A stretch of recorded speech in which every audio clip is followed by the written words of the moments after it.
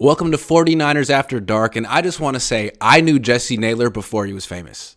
I don't know if you guys been on Twitter the last few days, but Jessie Naylor broke the internet. He went viral in a way I've never gone viral. I mean, he got like 20,000 likes on this tweet, and he pointed out how Trent Williams is definitely tipping plays. And the question really is, does it matter?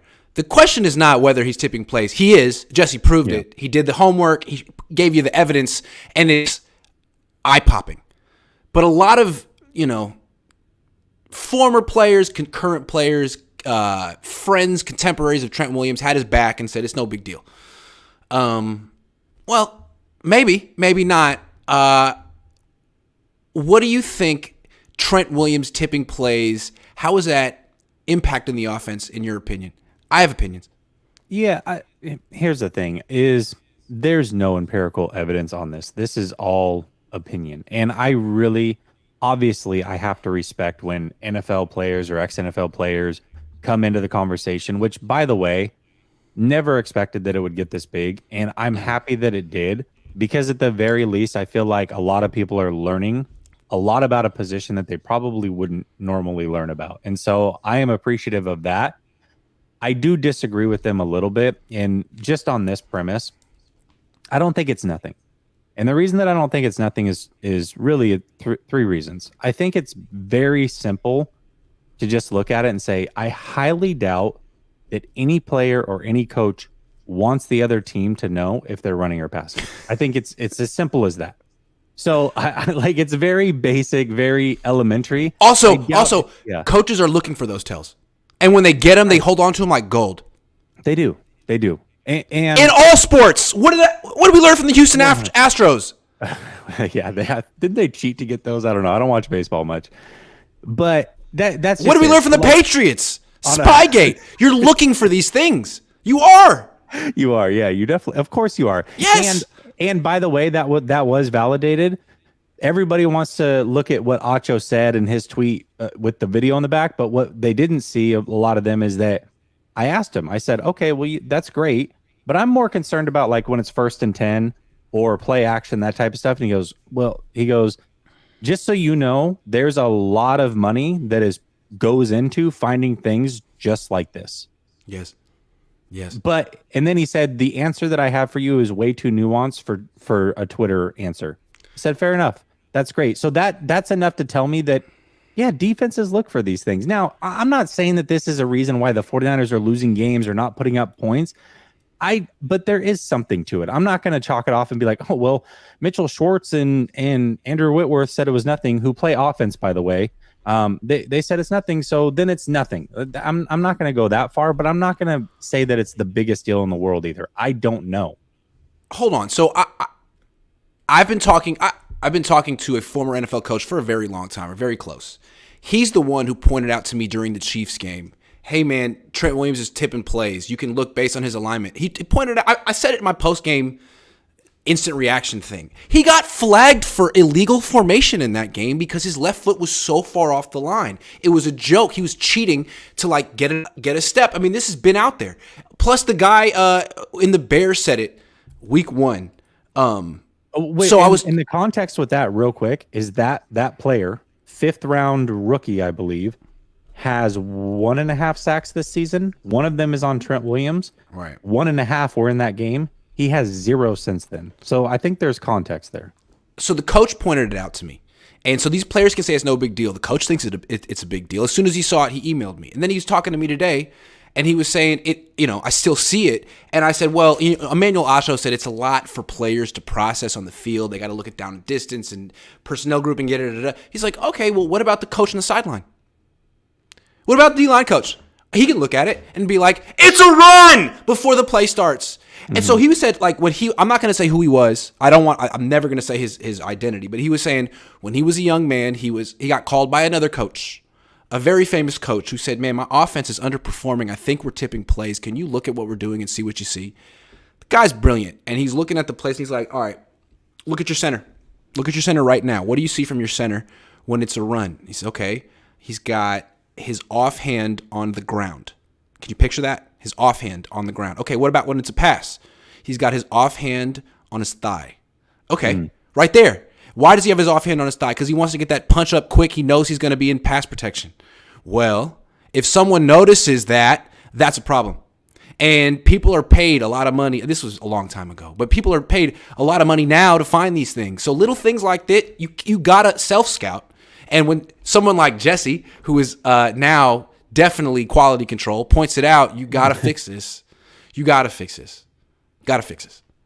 Yeah, and by the way, this is a long-standing issue, and and kudos to people that went and found this. I don't know how I didn't see this a year ago when Alex Rollins, shout out to Alex Rollins, one of the best content creators in the world, one of my favorites, if not my favorite to watch.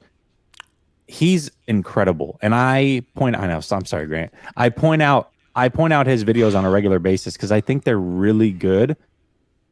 But somehow I overlooked that one a year ago, and he did talk about it, and it was a short blurb in the beginning of a video. He definitely talked about it. Alex Rollins is extremely smart. He's very well known in the NFL circle. Nobody would call him out for saying it. If Alex were to tweet that yesterday instead of me or 2 days ago, I bet you nobody would have said anything rude to him about it. Guaranteed. I see how it is. Jesse. I see how it is. I'm my favorite content creator. Frederick Peterson says being a fan is tiresome. Can we fix this stuff? Nah, man. This is what it's all about, baby. You kidding? If you want to be a fan of a team that's got it all going together, who would you be a fan of? Well, the Warriors the last 7 years, but now this year it's juicy. Which is why all of a sudden I'm interested in the Warriors. The last 7 years were boring as hell. Has a newfound interest in the Warriors. But they demoted Wiseman to the G League. I'm like, oh, now there's no reason to watch their games anymore. Greg says, thanks, Jesse. I learned more the game I love. Yeah, hell yeah. Jesse killed it with this. I will say this. I will say this. I guarantee, regardless of where you stand on this, whether you think it's an issue, whether you don't, whether you agree with me tweeting it out or you don't, I promise you, everybody's going to be watching that left leg on Monday. It's going to be leg gate come Monday. I will guarantee it. Look, Jeff Schwartz and Emmanuel Acho can say what they want to say, but the coach I know who has a Super Bowl ring said this was an issue weeks ago. So I'll go with him. And you know what? We're all searching for reasons. Why is the Niners offense underperforming? Well, maybe the left tackle is tipping plays. I don't know. How did the LA Chargers, who haven't shut down a running back since the Obama administration, shut down Christian McCaffrey? How did that happen? Oh, maybe the left tackle is tipping play. I don't know. But they should probably fix this. It couldn't hurt to eliminate this. Yeah, let's at least settle on this. I don't know how much it hurts, but I promise you, nobody can make the argument that it's helping. It's not good. Can we at least just land there? It's not helping. It's not so good. If it's not helping, it's either doing nothing or it's hurting. Can we at least have our minds open to the possibility that it might be causing a little bit of an issue? I don't know. I just think it's just like in baseball, if a guy was tipping his pitches, people being like, it's not a big deal. He's great anyway. Like, okay, but can he stop tipping his pitches? And then he'd be even better. How about that? Yeah. Niners Daddy says, Jesse and Grant, true detectives out here. Great work, Jesse. Niners need to clean this up. Attention to detail. Right. John Farr says, do you think this is why we don't do play actions anymore? I'm going to talk about that, but I have no idea why they don't do play actions anymore. They should do that. It's important. They do it in Miami. They don't like Jimmy turning his back to the defense is what I think. He's struggled there in the past. I think that's excuse. That's a poor excuse. Tua can do it. Yeah, well, of course he can. Tua can do it. My high school coach was always looking for tells. Yeah, dude. Everyone's looking for tells. Are you kidding? Just so we know, Double B Studios was an All-American, so. Emmanuel Acho was trying to act like Emmanuel Acho was not a pass rusher. He was, if I remember correctly, he was kind of like a base defense, run defender, outside linebacker. You're telling me if you told Emmanuel Acho, who had no pass rush acumen, hey, bud, here's a little tell you can have to know when your offensive tackle is in pass protection or run block mode, he wouldn't want that? That wouldn't help him? I mean, he wasn't going to get the sack if he didn't have some help. I call shenanigans. Well, let me also say this. Here's what's really funny about this whole thing. So I couldn't get Schwartz or Whitworth or those guys to respond to me, but there is an account that's got like 90,000 followers. It is followed by a bunch of NFL offensive linemen. It is an offensive line camp. That's what they do. They were the very first ones before this blew up. They were one of the first ones to respond to it, retweeted it, and said it was basically nothing. And I responded. They said, here's what they said. All offensive linemen do this. So then I responded with a bunch of photos and said, this is a pass play. This is a pass play. Doing it with a bunch of other teams. I said, can you explain this to me? And they go, this is a lot to unpack. We're going to do a podcast about it. So they went from saying, not a big deal. All offensive tackles do this to, okay, we're going to talk about it. And so the reason that I say that is because every person that commented that is big, like the offensive linemen, they all talked about how Trent Williams, it doesn't matter. Look how great Trent Williams is with that. And the whole argument was never how it impacts Trent Williams. Trent Williams could literally look the guy across from him and be like, this is what I'm going to do. And he would win 90% of the time. Exactly. He's that good. He's like a pitcher who's like, I'm going to throw a fastball. I'm going to throw a curveball. It doesn't matter. Right. You can't hit me. Doesn't matter. Yep. Doesn't matter. But this is a team sport. How does it impact everybody else? Real quick, Emmanuel Acho, it's been a while. I forgot exactly what his career was. I'm looking him up. Emmanuel Acho, this dude played 20 games in the NFL. He recorded 0.0 sacks. So I'm thinking someone should have given him a tell. Listen, I don't want to beef with Emmanuel Acho. Although I want to beef with Emmanuel Acho. I'm ready. I don't like it. I don't like his Lance takes. That I will be clear about. What he said. He was so quick to dismiss you. Like, dude, what are you talking about? I've talked to coaches who think Jesse's on the money, and you had 0 sacks in your career. God, you wish you had a tip like this, Emmanuel Acho. And someone called him the world's best sports televangelist. Ain't that the truth, man? He talks about sports like he's preaching. I'm like, could you stop? Please. Double B Studio says, how do we know Trent Williams' tell was Jimmy G's? Man, I can't knock Jimmy G right now. Jimmy's doing pretty good. I can't really knock. He's in contract year mode, and we saw that in 2017. He does not mess around. You got to give Jimmy credit. When it's time to make some money, he can make some money. When he's made the money, it's hard to say what he cares about or what he wants to do. But when it's time to make that money, he's going to get it. I respect it. Kenny 04 says, I knew Niners should have drafted Justin Fields. What do you think the offense will look like with Justin Fields? They're probably pretty good. But I still think that it would look great if Trey Lance had 19 games under his belt too. So I don't know. I think the verdict's still out there. Here's what I will say. If this was the offense that they planned on running, Fields should have been the pick. That's what I wanted to say. Drafted Lance. That's what I wanted to say. Yeah. The reason they drafted Lance was to run a pro-style offense, and they did anything but that. Right, because of all the quarterbacks that came out, he was the one that played under center. Right? Yep. Not Mac Jones, not Justin Fields. And that's Kyle's problem. He needs to see you under center, turning your back to the defense, all that. And that's what Lance did. And all of a sudden you bring him in and you put him in the shotgun, have him run the zone read. Well, that's what he wasn't even good at that. Like he couldn't even read the zone read correctly because it's not what he did in college. That's what Justin Fields did in college. So I never understood that. You sold me on Trey Lance being this actual quarterback who can move, not a dual threat, and then you use him as a dual threat. Well, that's on you. Yeah, 100%. Terror Dome says, ask ourselves this. What if Afunga knew whether it was a pass or run every time? Advantage?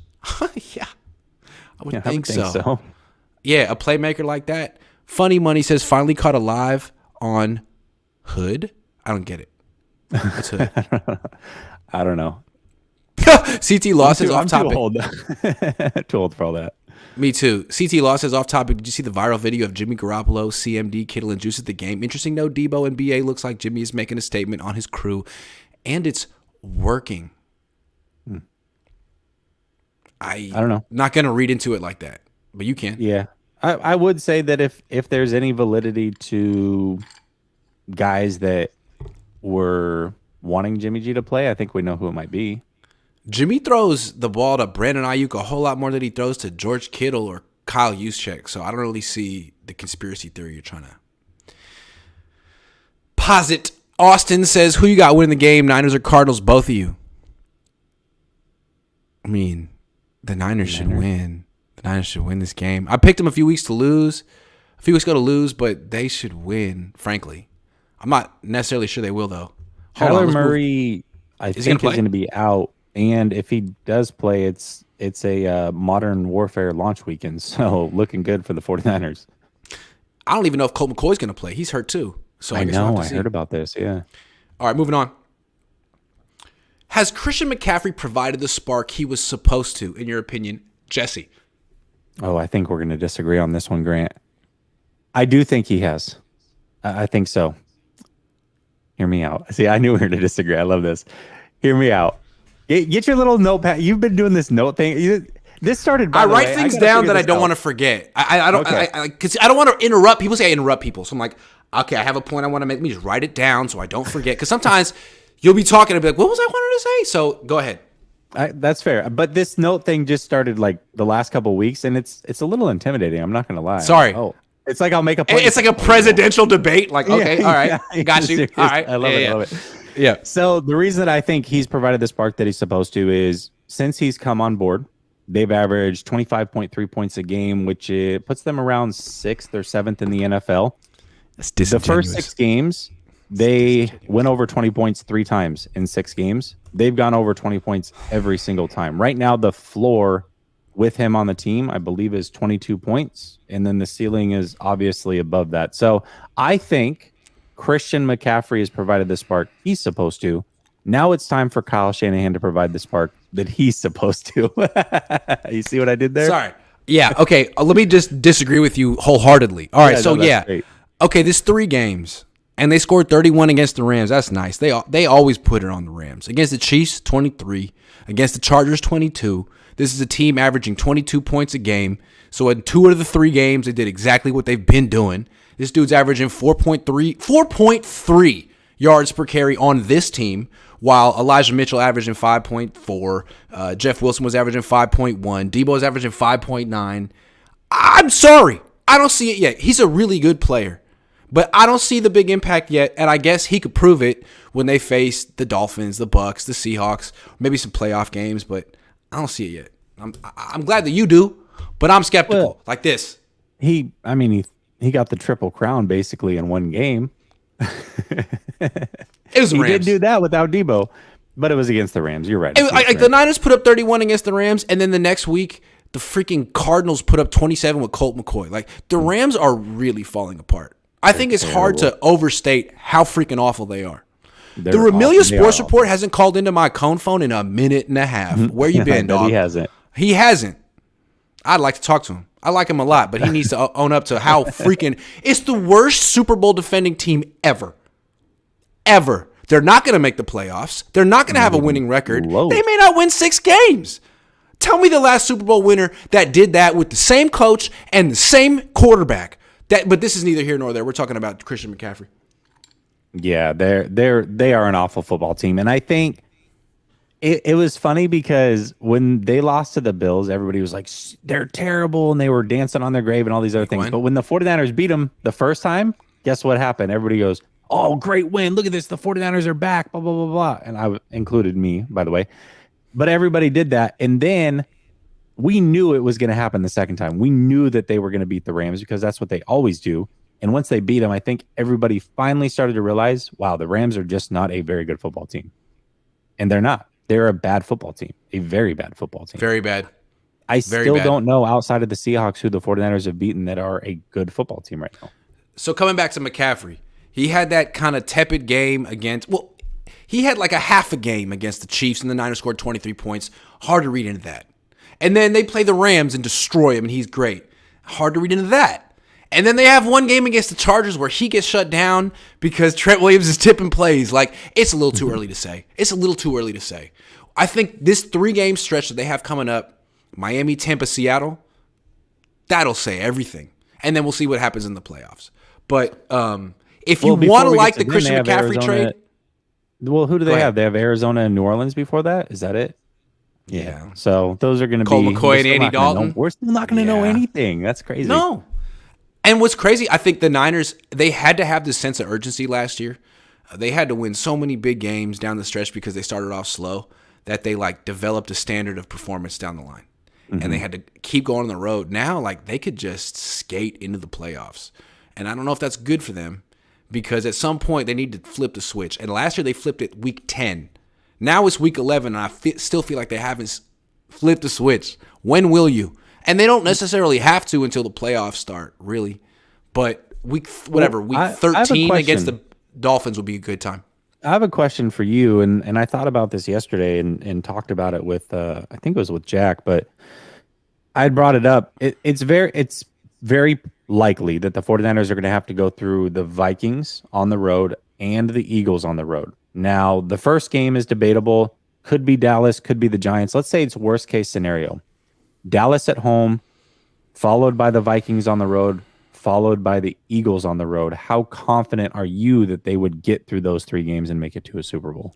We'll see who's healthy, man. I It's don't want to go tough. too far down. I don't want to. It is tough, but But I mean, 49er fans should start to think about, I get it's early for the playoffs, but that is the likely path that they're going to have to go through. Like, that's hold on, a though. very I real mean, situation. the Eagles just lost to Washington. Like, the Vikings have Kirk Cousins. There's a very real scenario where those teams lose the first round, and the NFC is even more wide open than you think. Like, it's possible the Niners lose first round because this is a team that plays down to their opponents. But frankly, Philly and Minnesota, like, I don't know what to expect from them in the playoffs either. So it's possible the Niners never have to go to Philly or Minnesota. It's who knows. So let's not go there yet. Let's stay in the moment. Funny Money says, we talking football. How about those Sac Kings? I haven't watched 1 minute of the Sacramento Kings, nor will I. All I know is the Blazers beat them opening night. That's all. I haven't watched Sacramento Kings since Mike Bibby was on that team. Darth Mexican says, Jimmy Garoppolo doing okay, but still holding my breath every pass. Can't be the only one. Can I have a quarterback even after an interception? I think he's going to get it done. What about Tua? Tua be killing it in the Niners right now. He's really doing a good job. He's done But he's great, not here. yeah. Antonio says, Jesse, you are the man on how you handle yourself on Twitter, respectful and humble. Keep up the great job. Love you show too. Are you saying Hey, I'm not? I appreciate that. I will say, look, I always give the energy given to me. If somebody wants to come at me sideways, I will certainly give that back to them. I promise. But yes, I try to be humble. And as long as people are, respectful to me, I'm always going to be respectful back. There's no reason not to be. Grant, Raj said he messaged you and emailed you. Hi, Jesse. I'll check it out. I don't think I got either of those, but I'll see what happened. I got some time the next week. I'm going to be on the road. All right, moving ahead. Now that the Eagles have lost to the Washington Commanders, are the Niners the team to beat in the NFC? No. Here's the thing. And I knew it was going to happen. As soon as the Eagles lost, I tweeted, cue the tweets that the Eagles aren't for real.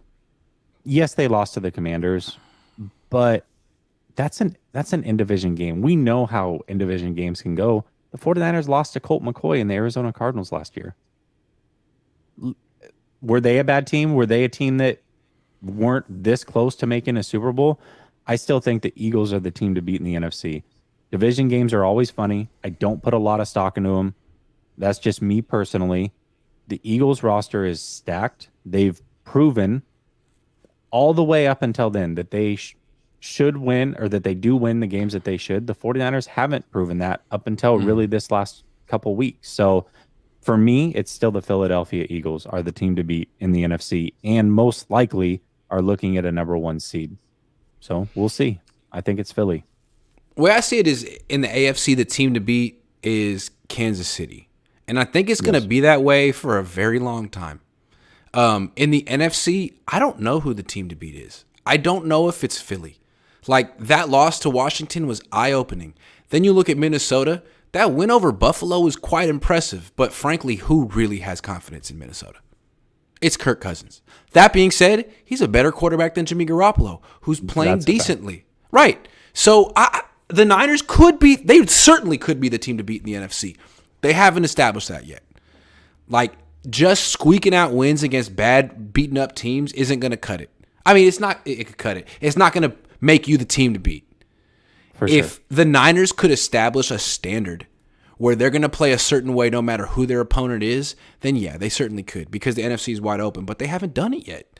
And they should. They could. It's a veteran team. I don't know what's holding them back. It just feels like a veteran team that's trying to pace itself. It's a long season, and I'm a little bit older, so I'm going to turn it on in December. Like, okay, I hope you do. Because in 2019, that wasn't the way you handled things. Like, you guys were young. You guys were hungry. And now you guys are like, ugh. I don't. Can we just get to the? Can we fast forward? Going through I the don't know. motions. It feels like it. It really Yeah. does. It really does. Like, what's the least we can do to beat the Chargers this week? Like, oh, man, you guys are playing with fire. And if they didn't, because look. The Niners, they win. They beat the Chargers by 6, and everyone's like, oh, no. Go back and watch that game again. That game could have gone either way, and what sealed the deal was special teams. Pinning them at the 1, that was it. That was checkmate. If they didn't, if they called that a freaking touchback, who knows what would have happened? Because they had the better quarterback. And he would have had, he didn't have any weapons, but that was checkmate. And that the Niners offense couldn't put the freaking game away. They got an extra 3 points because the Chargers turned the ball over on downs at their 13-yard line because that's what happened. But that was all special teams. So, and defense. Just want to put that out. I think the 49ers might be the roster to beat, but that's very different than the team to beat. Those are two completely different things right now. And I still, if they go up against Dallas, Minnesota, and Hurts, I think every time they're going to be outmatched at the most important position in football, which is the quarterback position. And so anything can happen in those scenarios. I mean, frankly, if the Chargers had their wide receivers in this game, who would have won? Oh, the Chargers would have won that game. So yeah, they took Niners took care of business, but come on, they lost Gerald Everett, who was their only weapon really in the pass game, outside of Carter, who I guess is a weapon. I mean, he was like a 5th string receiver to go into the season, but they lost. If they didn't lose Everett at halftime, hell, if Herbert didn't go out right before half for that final drive, he was dealing. Just so you know, he let's was be dealing. Clear, that right there is the only reason they got up over 2.5 sacks and saved your bacon this week, because Chase Daniel came in and got, or whoever it was, came in and got sacked. So, oh, my bacon. You're lucky.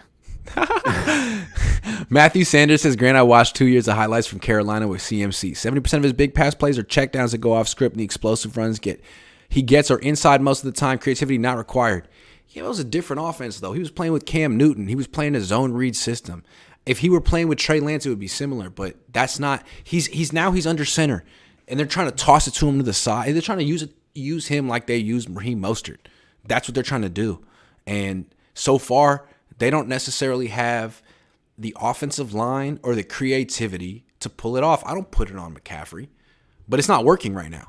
And he's not a speedster or burner. I mean, he's not Mostert. You can find when he breaks through the line and gets tracked down from behind pretty frequently. And this isn't to take away. I love the Christian McCaffrey trade, especially for Trey Lance. I still stand behind that it was the right move to make, but he's not that player. That he is not Raheem Mostert as far as breakaway speed. That's not who he is. Give me one matchup you can't wait to see this Monday.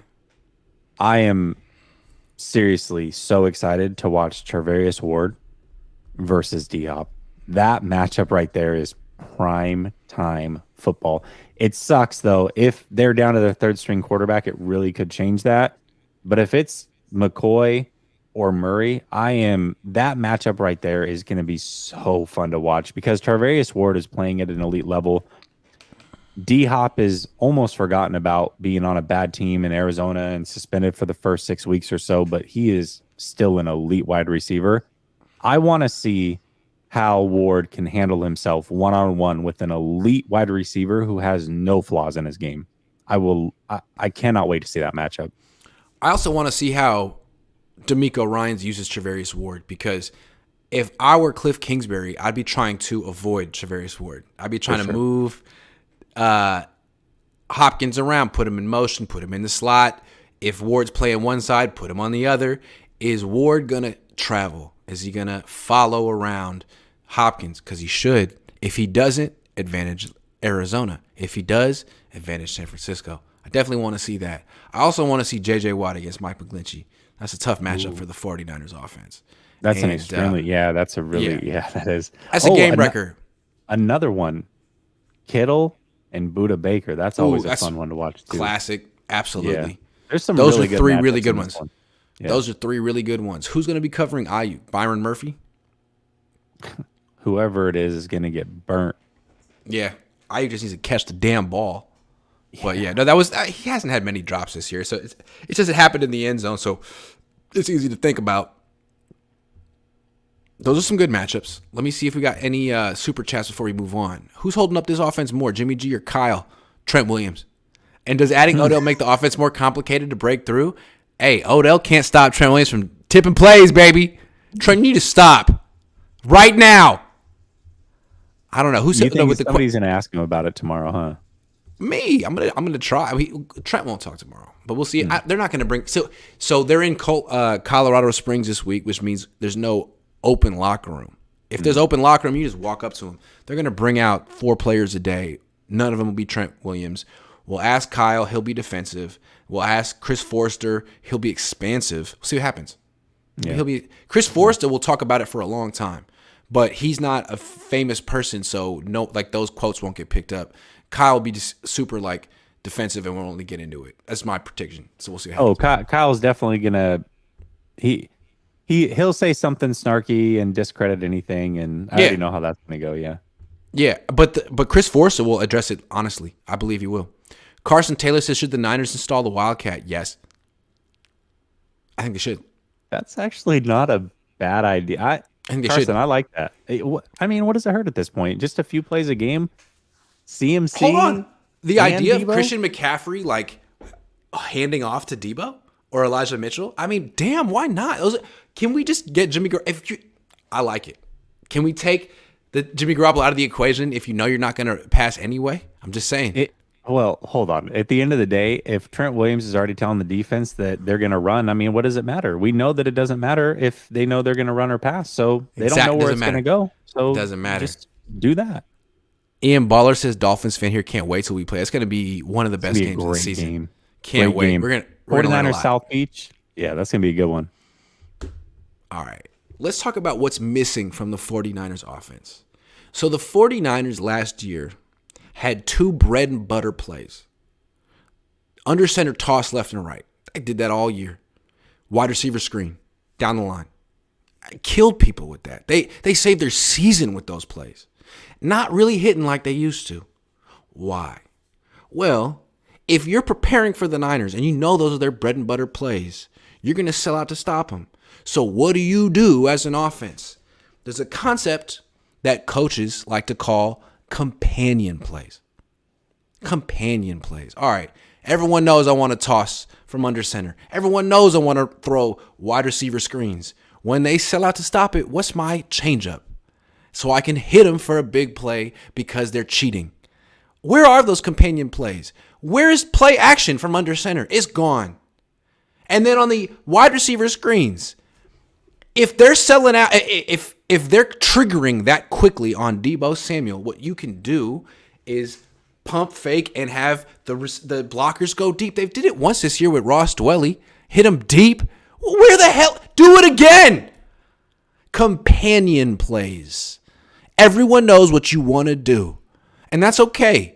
If they sell out to stop it, there should be a set of companion plays you can go to burn them, to make them play honest. And they're not there this year. Play action is gone. And they did it once with Ross Dwelly on that pump and go screen, but they don't do it enough. I think that's one way the Niners could improve their offense. Companion plays. Yeah, I mean, if a defense wants you to do something or they're expecting you to do something, show them what they think they want to see and then do something different. I think Shanahan, that's where Shanahan was really, really good in the past. He did such a good job. And I will say this. Mike McDaniel. Possibly. I will say this. I thought that once that first drive ended and they ran, I go, okay, this is where play action opens up and they'll be able to move the ball down the field. Well, they did go play action. They got Ayuk deep and then Ayuk fumbled. And so it kind of ruined that drive. So all of a sudden what they had built on was almost gone. One thing that I noticed in this game is there's no creativity in the red zone. That's where the creativity goes out the window. They're able to move the ball between the 20s, no issue. But once they get in the red zone, there is no creativity. Let's run the ball between the tackles from the 9-yard line in. Even their pass play, Grant, one of their first pass play, I think it was, in the red zone, where he where Jimmy ended up throwing it out of the end zone and Jerry Rice caught the ball, there was only 2 receivers on that route. It was Ayuk and Debo. And I'm thinking to myself, okay, this play might work inside the 20s because you get a lot of room. But when there's a boundary in the back and a bunch of players in a short area, you're only running a 2-person route. That's problematic, in my opinion. I don't know how you expect to score on a 2-person route inside the 10. That doesn't make any sense to me. None. Agree. And another thing about the red zone, they've run like twice as much as they've passed, while they're not running particularly well in the red zone, and they're passing really well in the red zone. They have all these weapons. Jimmy's thrown 9 touchdowns and 1 pick. Like, hey, Kyle, it's not about you. Let the players do what let this talent do what they're built to do. Pass. Just saying. I think also you made a great point. The 9 touchdowns to 1 interception.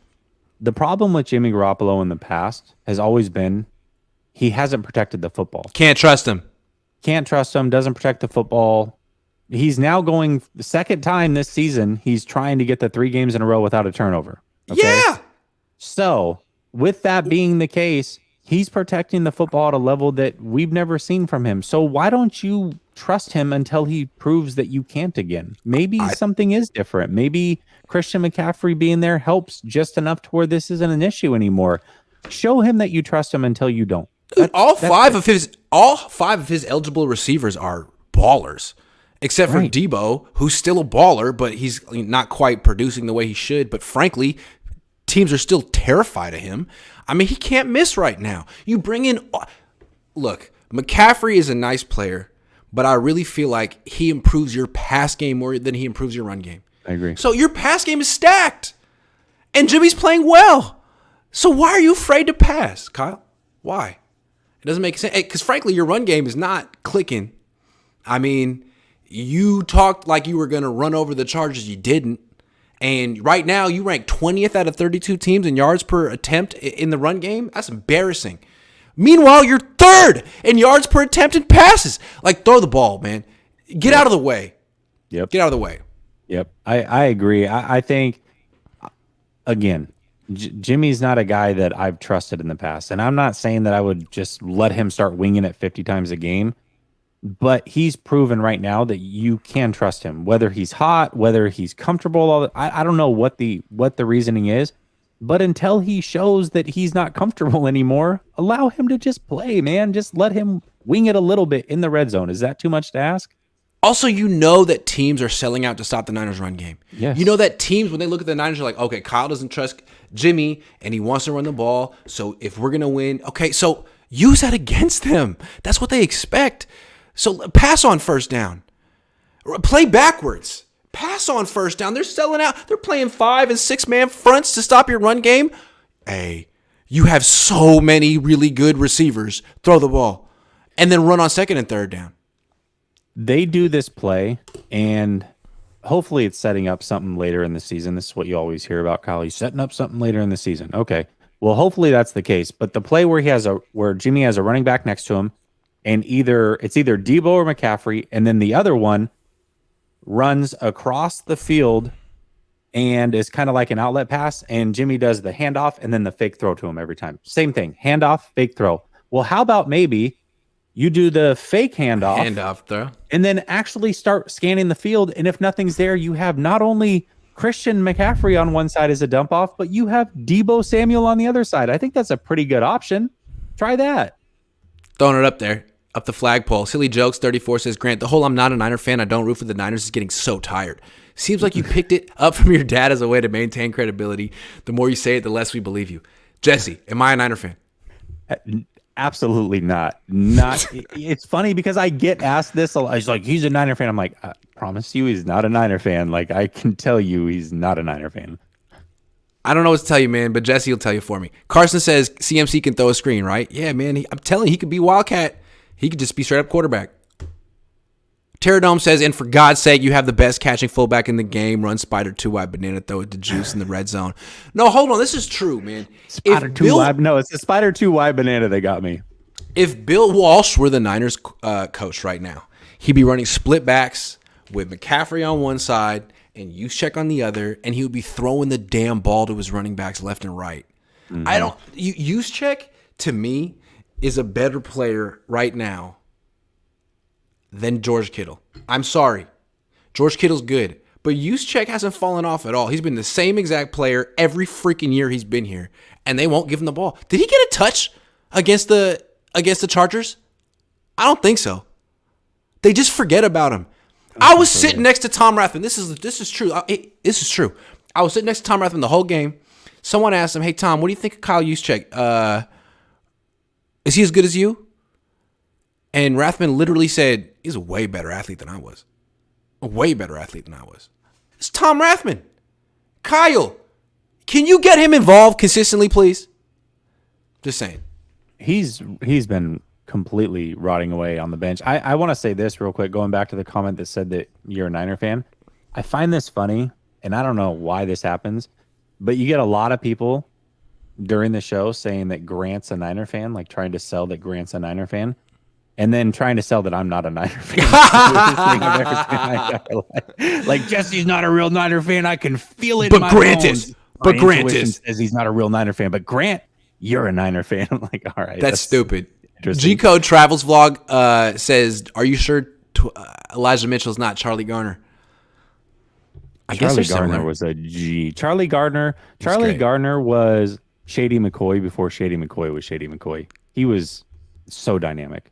That's correct. Seth Harvey says Seahawks will get their 7th seed taken by Green Bay. Trey coming back. Jesse, I think we play Vikings in the NFC title game. Trey will play in that. Ooh.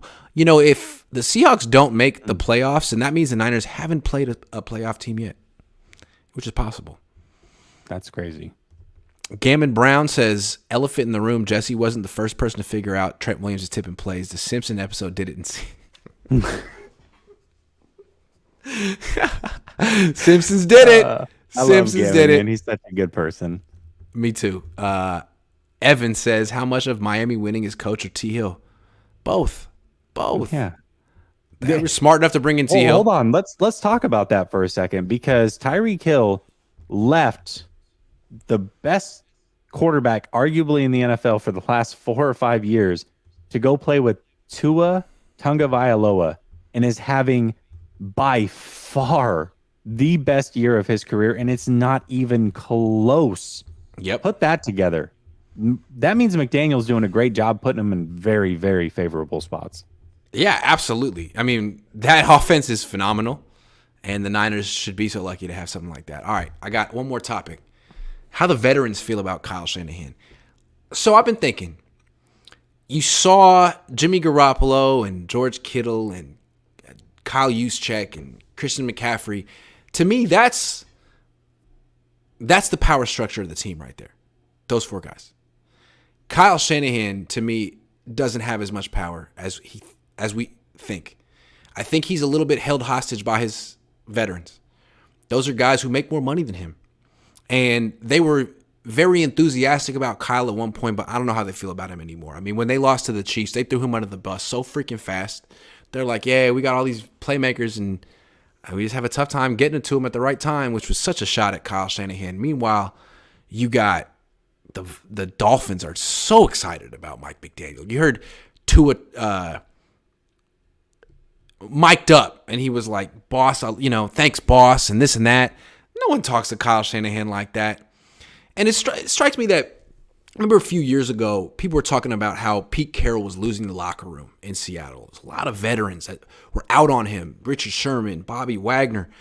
It seems like in the NFL, if you give vets that second, third contract, suddenly they're making more than the head coach. They got their own opinions. They got their own agenda. And they can sort of be subversive. And what Pete Carroll had to do in Seattle was get rid of all of them and start over with young guys who were, eager to please and eager to work and all that. And so far, they're doing pretty well with that formula.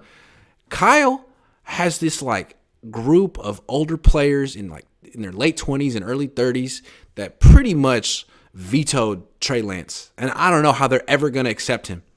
And I think that for this team to really get where they need to go, you're either going to have to choose the older vets or the coach. And I feel like it's what happened in Seattle a few years ago. And Seattle chose the coach. And I think they made the right choice. I sympathize with Kyle to a degree because I feel like he doesn't really have control of his locker room. But at the same time, that's your fault, Kyle. Like, you're the head coach, dude. Figure it out. I don't have a big, strong opinion one way or another about this, but let me give you two things that would support your thinking.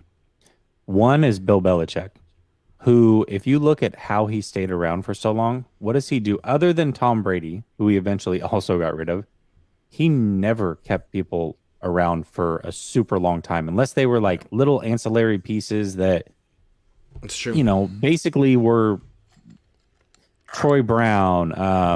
Seymour was really, really good. He kept him for a long time, but But got rid of him. No, he traded Seymour to the Raiders. Yeah. That's true. No, that's true. So He did. he gets rid of a lot of veteran players. Chandler Why is Jones. that? Because maybe Chandler he gets tired Jones, of hearing his message. Maybe that's a possibility. I think that's an NFL thing right there. Go ahead. I think it's also possible that Bill Belichick understands human dynamics really well, that you want those young players because you think like the older players set the standard. The young players are the guys that go above and beyond. They're the guys that work extra hours. Like they're not like the union workers, nothing against union workers, but they're the guys that like, hey, I got no restrictions. I'm trying to prove myself.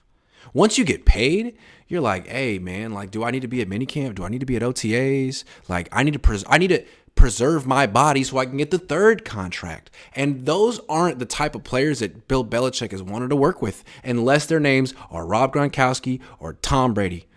Guys that he really can trust are obsessed with their own standard, like Jerry Rice was. But it seems like there are fewer and fewer players who are really like that. And you get guys like Debo and George Kittle who sell themselves as these throwback types that love the contact and play super hard and they enjoy the game. Like George Kittle, part of it was not only is he playing hard, but look at the smile on his face. Look at how much fun he's having. Where is that enthusiasm? I don't even notice it anymore. There used to be a play a game where he would block someone into the turf and laugh about it like the Joker or the Riddler. Dude, when was the last time you saw that? I see him whiffing on blocks now. And I feel like it's just human nature. Unless you're Jerry Rice or Tom Brady or Rob Gronkowski, you're probably going to, once you start making $16 million a year and you're 27, you're going to be thinking, damn, like, all right, I got one more payday left in me. And it's probably not going to be, like, Kittle knows if he gets paid again, it's not with the Niners. It's going to be somewhere else. So why does he care what Kyle thinks of him?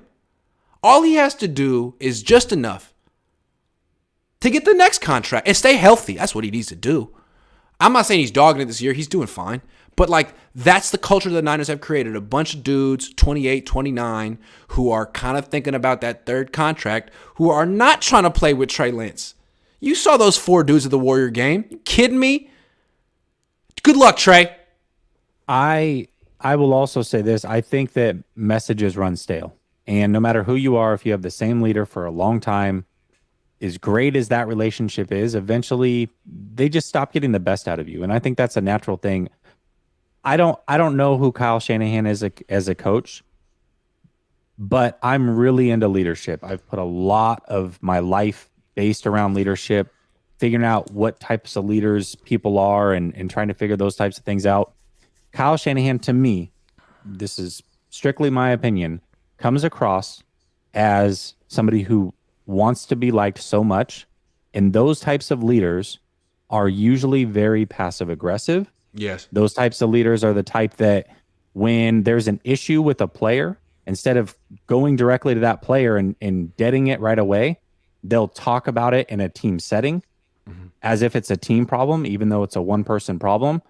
And you can start to alienate people by doing those types of things. And I will also say this, you see a lot of these after game speeches in the locker room, and some of these coaches, man, they got you fired up. You even got Andy Reid, who's super old and overweight, and he's doing the gritty and dancing and doing these things. Kyle Shanahan, man, I'm not running through a brick wall for that dude. I'm sorry. He's not that type of leader. He's not a dynamic leader. And I think that maybe over time, that's not the best thing in the world for you to be under that same leadership for a long time. That's just my personal opinion. And it's like the same players too. So what Kyle can do is clear house and bring in new guys, and maybe they'll be more responsive to your message, Yes. like what happened in Seattle. Because right now in New York, they're loving Robert Saleh's message. In Miami, they're loving Mike McDaniel's message. In Santa Clara, these guys that have been here for a while, they don't seem to have the same enthusiasm when they're doing those pre-snap motions. In the past, it was like, we got a cheat code. I'm moving over here. Look at us. We're ahead. Now it's like, it's like, that's on you, Kyle. What are you going to do about it? I'll also say this. Debo, go watch Eric Crocker and Greg Pinelli's weekly breakdowns. Every single week, they talk about, and it's so true, it shows up all over film, Debo Samuel's effort when he knows he's not getting the ball is so piss poor. Mm-hmm. It is so piss poor.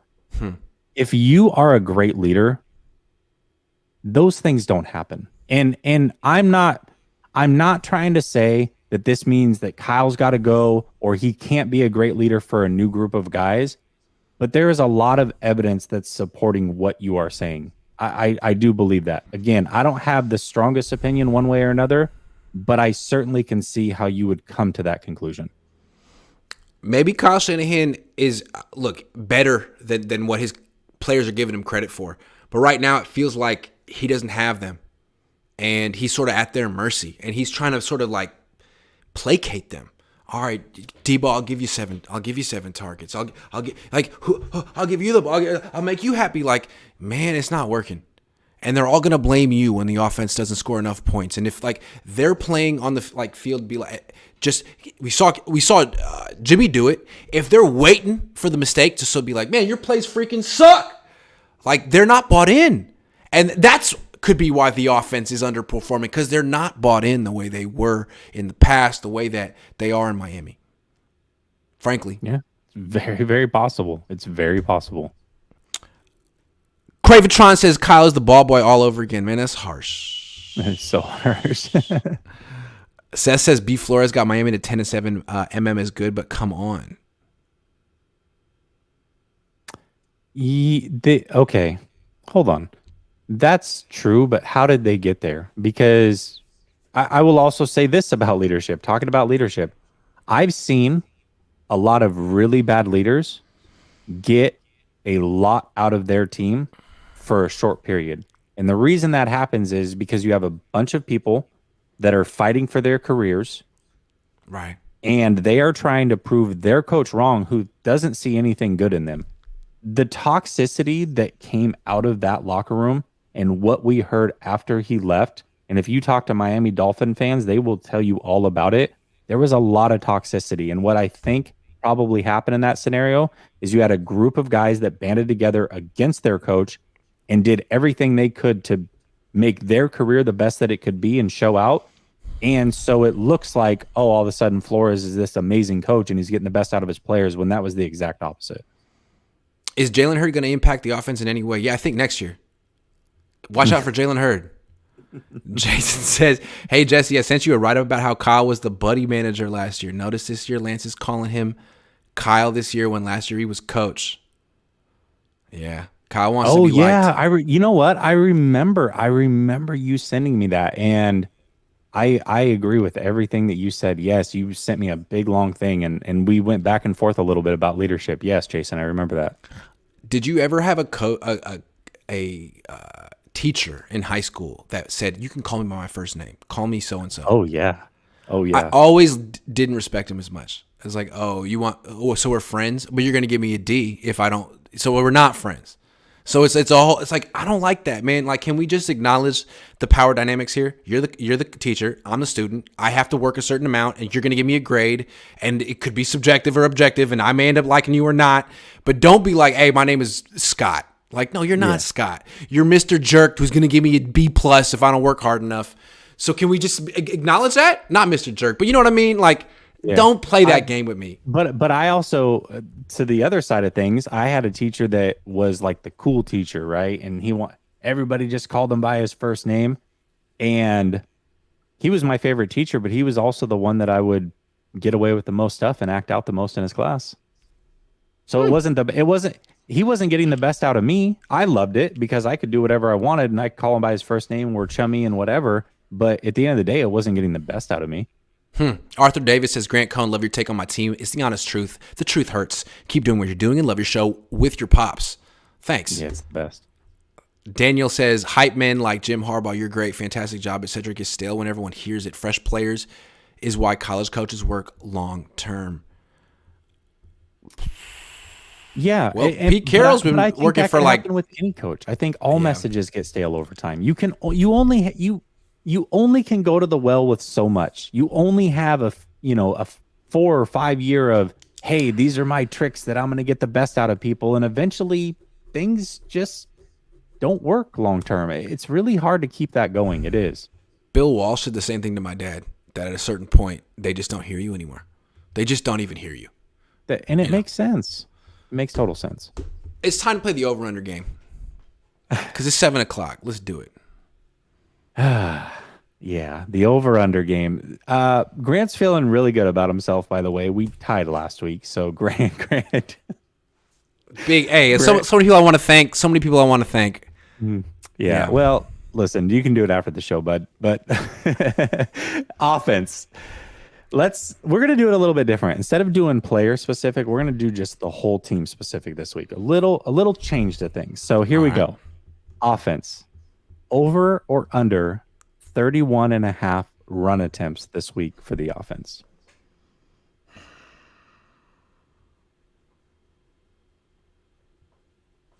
Over. You're close on that because I know you know what I did is I listened to your show earlier, and guess what? You said I want Mitchell to be around 18 and McCaffrey to be around 10, 14, and then with Debo. Like yeah, exactly. 1.5 the number that's gonna hold them tight. Yeah, that's fair. Man. Over. I think they should be passing more, but I think Kyle's pretty stubborn and he wants to play the offense the way he wants to play. So they're going to run they're going to run the hell out of the ball. Yeah, I'll go over as well, but I think this one might be close. I'm gonna go over. Okay. Let's go to the flip side. Over or under 31.5 pass attempts.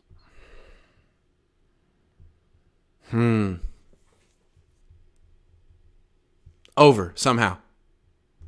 It could be. I mean, you do 60-something plays a game. It's definitely possible. Yeah. I'm gonna go under. I think this is the week where they finally win a game early. They finally don't have to go into the fourth quarter tight and wondering if they're going to win the game. This is a game that they're going to win early enough to where they're just going to run the ball. So I'm going to go under on this one. I like it. Over or under 1.5 passing touchdowns this week.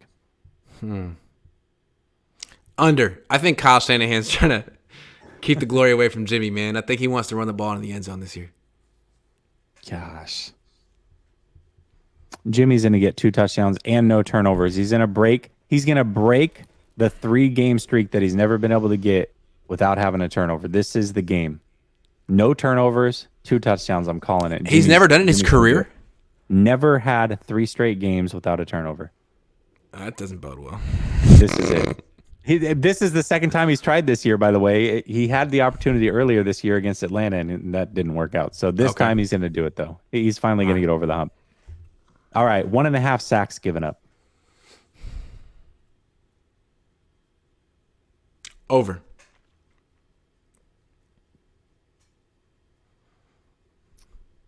Yeah, Jimmy's got happy feet still. I agree. Is Michael Glitch still playing? Yeah. All right, sweet. Over. Yeah, I'm going to go over as well.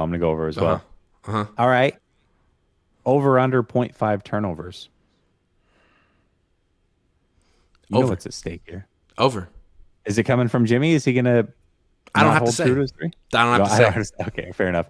You know what, though? I almost threw you a bone and gave you extra credit, like a half-point extra credit, and gave you the win last week because the over-under game, we talked about an interception, and I said under that the Chargers wouldn't throw an interception because Herbert has a low percentage of turnover-worthy plays, and you go, he hasn't played Talanoa Hufanga. Yeah! See? That's pretty legit. That's pretty legit. Because that's where the turnover came from. That's I love Talanoa Hufanga. That's great. Love it. Thank you. That's awesome. I'm going to go under on the 0.5 turnovers. All right. Defense. Over or under 280.5 yards given up total. Over. Where's it going to come from? Colt McCoy. James Conner. Gosh. James Conner. I don't see it, man. No, I'm going under. We got a lot of differences this week. This is a good one. I'm going under on this one. Okay. Over or under 1.5 TDs against for the defense. Over. So dude, this Colt McCoy offense is a menace. It's so good. It's a menace to society. It is. I'm going under on this. They're not going to get 2 touchdowns this game. This is my week. Here we go. All right. Over or under 41.5% third down conversion rate given up. Over. Over, baby. This is right. By the way, this is right at their season average. So this is an interesting one. Okay. They do have games though where they completely let this all up and. What if Trace McSorley plays? I'm gonna lose big time. It could be Trace. This is the risk I take. Yeah, could be. I almost want to say under just for the sake of argument. I'm gonna go over though. I think that they actually do convert on more than 41.5%. Okay, this one every week is so close. Over or under 2.5 sacks for the defense. Under. Under this week. Under. You went over last week and you won because of the backup quarterback. Yeah. Okay, I'll go over then. We'll switch it up. I'll go over. You go under. That's perfect. Right, okay. Okay. Let me tell you my. Oh, keep going. Yeah, do it. Keep going. No, when we're done, I'm going to talk. Okay. No, go ahead. I'll talk big picture about Colt McCoy and Kyler Murray after. Okay. Over or under 0.5 turnovers forced by the defense. Over. I'm going to say over. I feel like the defense is... I don't have to justify this. Over. It's tough because if Colt McCoy plays, I feel like he's going to protect the ball probably. But if it's not Colt McCoy, gosh, this is a crapshoot. I'll go over because fluky things happen. All right. No, say under. Oh, okay. I can't do it. What I wanted to say is I actually think it's possible that the Cardinals are better with Colt McCoy than Kyler Murray. I like Kyler Murray a lot, but I think they haven't developed him, and he's in a weird kind of gimmicky offense. And he reminds me so much of Michael Vick when we were kids. Like, overly reliant, a great freaking athlete. Like, underrated as an athlete. This guy is an amazing athlete, but over-reliant on his athleticism. And the way I remember Michael Vick was he always had a certain degree of success because he was the best athlete in the league, but he played his best ball when he was older in Philly, when he linked up with Andy Reid and he really learned how to play quarterback. At that, like, 30-year-old Michael Vick was better than 23-year-old Michael Vick the way I remember it. And I feel like Kyler Murray could become that guy, but right now he's young Michael Vick, and I don't even know like what his process is. At least Colt McCoy is like can go from A to B to C and can kind of like operate that offense the way it's supposed to be. And I don't even think much of that offense. It's kind of a high schooly offense, but Kyler needs to go to a real coach and really get developed because it's not happening for him in Arizona. There's also some validity to the height thing because he does not throw over the middle a lot. No, he very rarely throws over the middle, and frankly, it's because he can't see over the middle. There's something to that, and so just from a physical limitation standpoint, you know what offense he would be successful in? Mike Shanahan's offense, not Kyle's. Mike Shanahan's. Let's getting roll him outside. The Jake Plummer. He would crush it in that offense. He really would crush it. Yep, I think he would. So that's why I feel like he's got a future. But in the present, if he doesn't play and Colt McCoy does, that's not necessarily good news for the Niners because the last 2 times the Niners faced Kyler Murray, they held him to 12 points and 17 points. Last time the Niners faced Colt McCoy, they gave up 31 with Talanoa on the field, Bosa on the field. So maybe they just didn't take them seriously. The Niners definitely play down to their opponents. They've done it for a while. But I think there might be something to this. And we haven't even talked about Call of Duty. What I'm saying? That is That is statistical fact. That is proven that this guy doesn't play as well when Call of Duty whatever comes out, and it came out. So I don't know. I have to. So I'm doing the behind enemy lines. Normally I do it right after this show, but this week I'm doing it tomorrow. So, but I'm going on with a legit blue check mark, not a bot blue check mark for the Arizona Cardinals, and and I've got to ask him if there's any like validity to this whole Call of Duty thing, because you hear it as kind of a joke, but then there's like statistics out there that say that it's I don't know. I'm curious to see what he says about it. The Cardinals put credence into it when they put that homework clause into his contract. Yeah, that was kind of true. That was not good. Mike Henry says, would it work to switch Burford to McGlinchey? Could McGlinchey play right guard, Burford right tackle? I actually think McGlinchey would be worse as a guard. I mean, his problem is he can't. He can't handle power. All of a sudden, he's going to handle defensive tackles. He's 6'8". Like, it'll be worse. You'd be better off moving him to tight end at this point and making him a blocking tight end. Burford could play right tackle, by the way. He might be potentially the future right tackle because he did play that a lot in college. But McGlinchey at guard, I don't think would work. He's too tall, plays too upright, and I think McKivitz would just be good to throw in at right tackle. That might work too. Raymond says Kyler will be a professional gamer on Twitch in 2 years. Oh, I like it. Is Kurt Benkert a professional gamer on Twitch? Anyway, he just got cut. Sorry, Kurt. He follows me on Twitter, so we're friends. Yeah, dude, I don't know. This was the funniest exchange I've ever seen in my entire life. I don't know if you saw this. So he said, I've been cut by the 49ers. Somebody who's a total a-hole on Twitter that I can't stand literally takes it and goes, what's your source? He goes, me? Like, what? And the guy responds, oh, okay. What? What do you mean? He's the freaking player. What's your source? Alex Boone was a lot stronger than Mike McGlinchey. Yeah, he was 100%. What you got going on next? I'm gonna be going on. Got another show. I know I got another show. I got to check my calendar. I'm really bad at this, but I got another show that I'll be going on. I'm gonna throw it on. I'll throw it into my YouTube comments so that everybody can come check it out. But I'll be on there in about 10 minutes.